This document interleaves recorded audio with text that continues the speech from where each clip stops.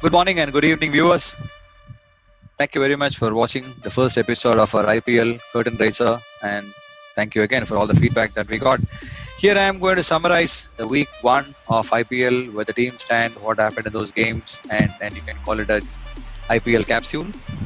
Before I go to the games, a few key points, right? I mean, a key observation is that in the 7 games starting 19th of September, on all the occasions, or rather, whenever the captains have won the toss, and all 7 occasions they've chosen to chase, which means that the new factor is playing a lot in the captain's mind. However, 6 out of 7 games were won by the team batting first. So it goes on to say that worry about the due, but if you don't execute well while bowling in the first innings, don't field well, don't catch well, you're going to be facing a huge target and probably not getting across that number. So toss don't really play a factor so far, at least in this IPL. Other couple of points, unfortunate injuries to Mitchell Marsh. He's going to be missing the IPL or most part of it. I hope he comes back. Ashwin, who's injured his shoulder, he's likely to make a comeback soon. Chris Morris, who's down with a side strain and a niggle, and he's not been playing for RCB yet, who would add a lot of balance to that side. And, you got Raidu, who's, after playing that splendid innings against Mumbai, injured and not in the playing 11 for CSK, and they can already feel his absence. Now, we will come back to all that later, and I'm sure that most of these players will come back. But there are some young talents that we should be watching out in this IPL as well. Devdutt Padikkal, great innings to start with. Ravi Bishnoi, some great bowling. Yashasvi Jaiswal has not got his chance here, but I'm sure he'll shine very soon. Ruturaj Gaikwad, unfortunately, has been struggling for Chennai, but I'm sure that he will get a chance to turn it around. Natarajan, have heard a lot about it from Tamil Nadu Premier League, and an impressive left-arm seamer, holds some fiery yorkers and very consistent. And Shubham Mavi, who probably was the only KKR bowler who gave some trouble to the Mumbai Indian batsmen, while you had a lot of other famed names in the teams. Anyway, going to the first match that we kicked off with, the Titans of the IPL, who monopolized about 7 out of the 12 IPL trophies with Mumbai Indians and CSK. Highly forgettable game for Mumbai. They were not at their best on that day. Couple of things that they can look forward to or feel good about the game is Quinton de Kock's quick 30 out of about 20 odd balls, and you had this nice partnership in the middle order, if I could call it so.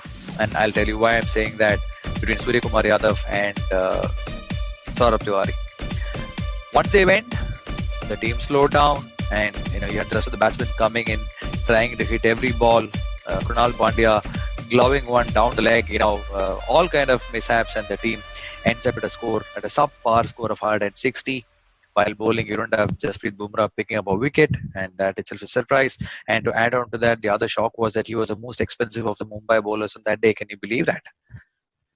And such was Mumbai's day that they missed a couple of balls to the boundary and letting fours go between their butterfingers, and a couple of dropped catches as well. So, a perfect recipe for a disaster. Mumbai did not recover from a subpar score, but glimpses of opportunity, right? When Chennai lost their first 2 wickets really quickly, Shane Watson and Murli Vijay, and that is what you would see through their next couple of games as well. But I'll be touching upon that in the next 20 minutes or so. Gave a glimpse of hope to Mumbai, but that wasn't to be when we had Ambati Raidu played a stellar innings, and he was efficiently backed by Faf du Plessis, and he was a perfect second fiddle. He was not accelerating while Ambati Raidu was there, but whenever the loose balls were there, he was quick to put them off. So definitely both these batsmen, took them really close home, but a bit of a stutter in the end. And Mumbai, having Bumrah as their perfect death bowler, 3 overs, 29 runs required. We thought the first game is going to be a close match. There comes Sam Curran, probably the youngest member of the team there right now in the playing 11 at least. And then he just plays a cameo of 18 off some 5 or 6 balls actually, and takes Chennai home. Rightfully so, Ambati Raidu was the man of the match for that game for his fantastic innings, but Chennai ticked all the right boxes, barring their opening partnership, and they were in with a win, and they opened their account, while Mumbai, as always in IPL, had a lackluster start. Moving on to game 2, we have Delhi Capitals and Kings 11 Punjab.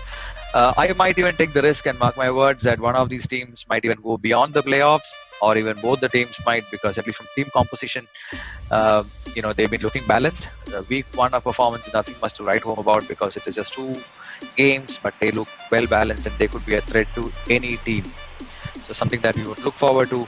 But at least the game one wasn't where both showed their strength. In fact, Delhi dropped on 96.6, and if not for Mark Stoinis' fantastic innings of 50 plus in about 30 odd balls, Delhi would have been sitting at about 110, 120 and would have lost that first match very, very easily. So they go down, then they're propped up by Marcus Stoinis, and then when Kings 11 Punjab comes to bat, they're no different. They're 55 for 5.